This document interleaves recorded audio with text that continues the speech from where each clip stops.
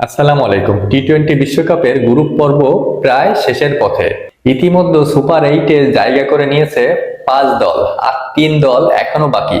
সেই 3 দলই বাকি, আর এই 5 দল কে কে সুপার 8 নিশ্চিত করেছে সেটা নিয়ে আজকের ভিডিও। চলুন একটু শুরু করা যাক। দেখুন, সুপার 8 নিশ্চিত করেছে, এর ভিতর number 1 West Indies, number 2 England এবং number 3 Bharat, number 4 South Africa এবং নাম্বার 5 শ্রীলঙ্কা। গতকাল অস্ট্রেলিয়াকে হারিয়ে এই গ্রুপ পর্ব থেকে সুপার 8 নিশ্চিত করেছে লঙ্কান বাহিনী, এবং 182 রানের টার্গেটে কি সুন্দরভাবে চেস করে ফেললো শ্রীলঙ্কা এবং 100 করলো প্রথম নিশাঙ্কা। 52 বলের মাইন্ড ব্লোয়িং 100, এবার টি-20 বিশ্বকাপের প্রথম 100, এবং 100 করা যে টি-20 বিশ্বকাপে সহজ না, সেটা এর আগের বিশ্বকাপে দেখা গিয়েছে যে আগের বিশ্বকাপে কেউ একটাও 100 করতে পারেনি। তার আগের বিশ্বকাপে মাত্র একটা 100 ছিল, আর এবার এসে প্রথম নিশাঙ্কা একটা 100 করলো। তো কে জানে প্রথম নিশাঙ্কার এই 100ই এবার সর্বোচ্চ স্কোর হয়ে যায় কিনা। প্রথম নিশাঙ্কা এবং কুশাল মেন্ডিসের দুর্দান্ত পার্টনারশিপে অস্ট্রেলিয়াকে একবারে আউট প্লেইং করে দিল। অস্ট্রেলিয়ার সুপার 8-এ যাওয়ার সম্ভাবনা খুবই ক্ষীণ।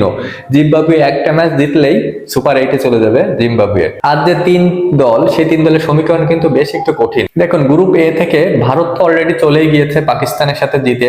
ভারত পাকিস্তান কি লড়াই হলো আমরা সবাই জানি, এটা নিয়ে আর আমি কথা বলতে চাই না। যে আসলে লড়াই আছে কি নাই সেটা দর্শকরাই দেখেছে, এবং যতটা না মাঠের বাইরের গর্জন দেয়, মাঠের ভিতরে তার কিঞ্চিত পরিমাণও পাকিস্তান দেখাতে পারে না। যাই হোক, তবুও পাকিস্তানের এখন সুপার 8-এ যাওয়ার সম্ভাবনা প্রবল, কারণ তাদের সামনে এখন নামিবিয়াকে হারাতে পারলে সুপার 8 নিশ্চিত, এবং নামিবিয়াকে হারাবে এটাই তো নিশ্চিত। যতই ভারতের কাছে হারুক না কেন, নামিবিয়া পাকিস্তানের সাথে কোনোভাবেই পারবে না, এবং পাকিস্তানের সুপার 8-এ যাচ্ছে এটা 100% নিশ্চিত। শেষ ম্যাচে নামিবিয়াকে হারাতে পারলেই পাকিস্তানের সুপার 8 পুরোপুরি নিশ্চিত, কারণ যুক্তরাষ্ট্রের প্রায় সব ম্যাচ শেষ, তাদের পয়েন্ট 4। নেদারল্যান্ডের সামনে ভারতের সাথে জিতলেও নেট রান রেটে পাকিস্তানের সাথে পারবে না, এবং নামিবিয়া তো আগের থেকে এলিমিনেট হয়ে গিয়েছে।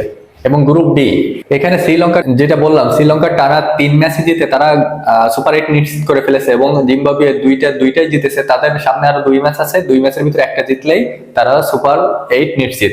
বাকিদের অবস্থা খুবই নাজেহাল। অস্ট্রেলিয়া তো এবার বাদ পড়ে যাবেই, এবং আয়ারল্যান্ডও সেই তালিকায় রয়েছে, আর ওমান তো তাদের বিদায় নিশ্চিত হয়ে গিয়েছে। এবার আসি গ্রুপ সিতে। এই গ্রুপে বাংলাদেশ না থাকার কারণে ইংল্যান্ড এবং ওয়েস্ট ইন্ডিজের সামনে চাপটা খুবই সামান্য ছিল, এবং তাদের যে সুপার 8 নিশ্চিত হবে সেটা আগের থেকে জানা অনুমান ছিল, এবং এই 2 দলই সুপার 8 নিশ্চিত করেছে, এবং বাকি যে 3 দল, সেই 3 দল অলরেডি এলিমিনেট হয়ে গিয়েছে। এই গ্রুপ নিয়ে আর কোনো সমীকরণ বাকি নেই। ইতালি, নেপাল ও স্কটল্যান্ড তারা বিদায়।